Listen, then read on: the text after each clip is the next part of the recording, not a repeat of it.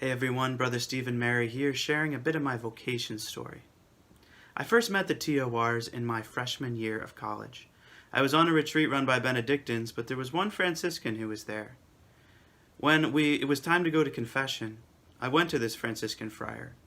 And what stuck out to me most about that confession was the witness of the deep peace and the love of Christ that this priest had. This friar modeled for me how to show the mercy of God to someone in the confessional and to make someone feel truly loved by Christ.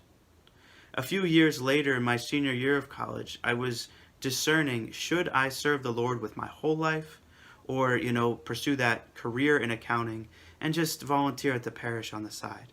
I kept wrestling because I had such a profound encounter with God at the beginning of college, and I wanted to continue that, but I was afraid that I wouldn't be able to do that in the business world. As I kept wrestling and praying through it, there was one moment that all this came to a head. I was praying and I said, okay, God, I'll give you everything. I will hold nothing back. And as I prayed, I felt this deep peace come over me. I went to the chapel, and as a musician, I like to improv and sing praise songs to the Lord. And as I was playing the piano, I composed this song, I give all myself as an offering to you. The next day, I woke up with still that feeling of peace, and I felt moved to email the Franciscan TORs because I remembered the witness of that priest who showed me that love and that peace of Christ. I felt that draw of the Holy Spirit to call the TORs and to pursue discerning with them. They called me back the same day, which was very providential, and I got to introduce myself and was invited on a come and see weekend a few months later. As I went to visit the TORs, it just felt like home. The Friars are very down to earth. They lived in a house, that was very much like a family home. They cooked and cleaned for each other and spent time together playing games. This really modeled for me a positive community. A few years before that, I had been living in a summer household with St. Paul's Outreach in Minnesota. And the memories and the similarities were just so distinctly similar between the Franciscan life and the St. Paul's Outreach household.